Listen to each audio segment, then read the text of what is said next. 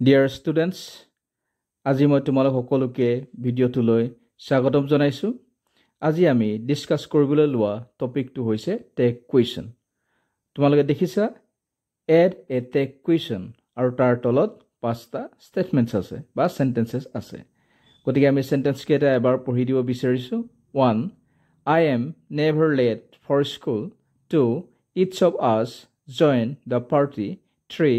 Peter has never been to France. 4. Spot the mistake.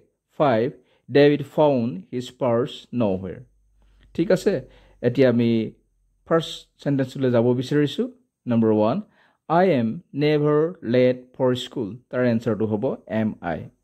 আমি কিয় লিখিলো I am never late for school? তাৰ যেটো স্টেটমেন্ট আছে নেগেটিভ হৈ আছে। আমি জানো যে নেগেটিভ স্টেটমেন্ট হলে টেকটো পজিটিভ হয় আৰু স্টেটমেন্টটো পজিটিভ হলে টেকটো নেগেটিভ হয়। ঠিক আছে, এতিয়া আমি সেই কাৰণ লিখিছো I am never late for school. মোৰ স্কুললৈ যোৱাত কেতিয়াও পলম নহয় আৰু সেই কাৰণ আমি লিখিছো am I, হয়নে? ইয়াত যেটো নেগেটিভ হৈ আছে নেভাৰটো নেগেটিভ বনাই দিছে সেন্টেন্সটো। সেই কাৰণ আমি লিখিছো যেটো ভাৰ্ব আছে am আছে সেই am টো আমি ইয়াত ৰিপিট কৰিছো আৰু I যেটো সাবজেক্ট আছে সেই সাবজেক্টটো পুনৰ লিখিছো। এতিয়া আমি সেকেন্ড সেন্টেন্সলৈ আগবাঢ়িছো। Each of us joined the party. এনসাৰটো হৈছে didn't we? কিয় লিখিছো each of us joined the party? যদি ইয়াত each of us আছে, each টোৱে যদি সিঙ্গুলাৰ হৈ আছে গোটেই গ্ৰুপটোকে বুজাইছে। আমাৰ সকলোৱে, আমাৰ প্ৰত্যেকজনে, আমি যিমান কেজন আছিলো 4 জন থাকিলে 4 জন, 10 জন থাকিলে 10 জন, 10 জনে join the party মানে পাৰ্টিটোত যোগ দিছিল।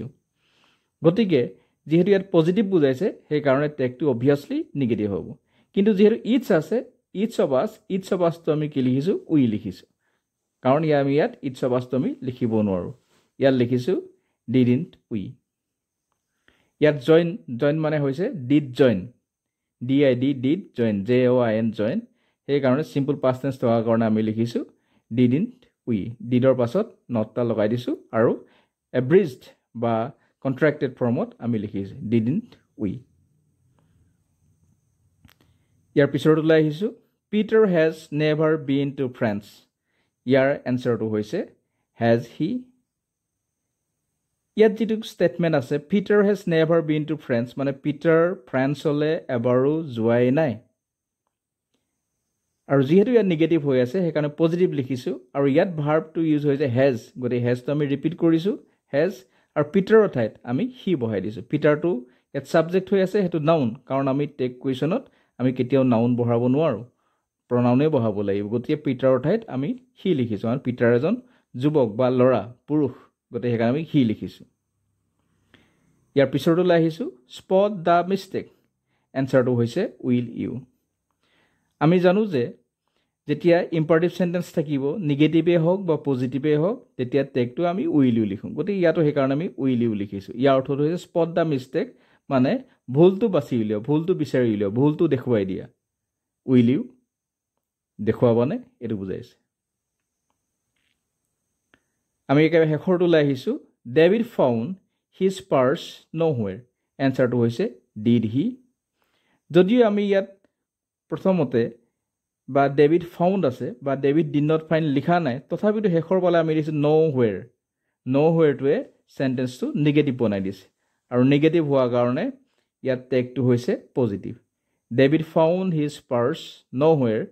ডেভিডে পাৰ্চটো মনিবেগটো ক'তে বিচাৰি নাপালে আৰু সেইকাৰণে আমি টেকটো লিখিছো ডিড হি।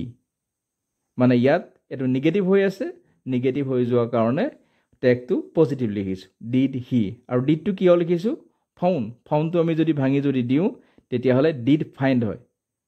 সেই তাৰ প্ৰথম যেটো ডিড আছে সেই ডিডটো আমি ইয়াত ইউজ কৰিছো আৰু হিটো লিখিছো ডেভিডৰ কাৰণে। ডেভিড এজন পুৰুষ বা ল'ৰা বা যুৱক, সেইকাৰণে আমি হি লিখিছো। কাৰণ আমি জানো যে আগতে কৈ আহিছো যে সাবজেক্টটো যদি নাউন হৈ যদি থাকে তাৰ হলনি ব্যৱহাৰ কৰিব প্ৰনাউনটোহে আমি টেগত লিখো, সেইকাৰণে আমি লিখিছো ডিড হি। ঠিক আছে, আজিলৈ ভিডিঅ'টো ইমানতে সামৰণি মাৰিব বিচাৰিছো। ভিডিঅ'টো লাইক কৰিবা, ফ্ৰেণ্ডছৰ লগত শ্বেয়াৰ কৰিবা আৰু এনেকুৱা ধৰণৰ এডুকেশ্যনেল ভিডিঅ' পাই থাকিবলৈ হ'লে চেনেলটো ছাবস্ক্ৰাইব কৰিবা। Thank you all.